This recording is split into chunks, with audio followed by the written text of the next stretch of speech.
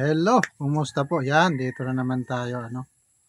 Doon pala sa hindi pa nakakilala sa akin, Ronald Prias po, at doon sa mga hindi pa nakaka-subscribe, subscribe kayo para ma-update kayo sa mga ina-upload kong video.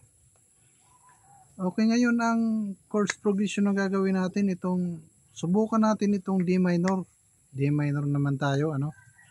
At gagawan din natin ng chorus. Pakinggan nyo, ha.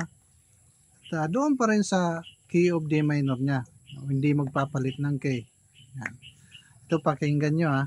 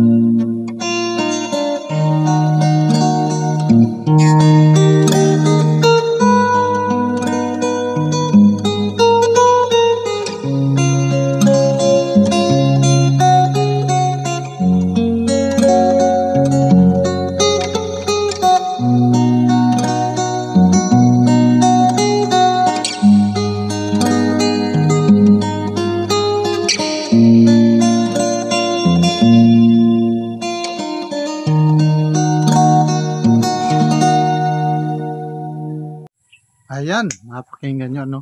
Huwag nyo nang pansinin yung mga subline na kalabit sa subline na diin.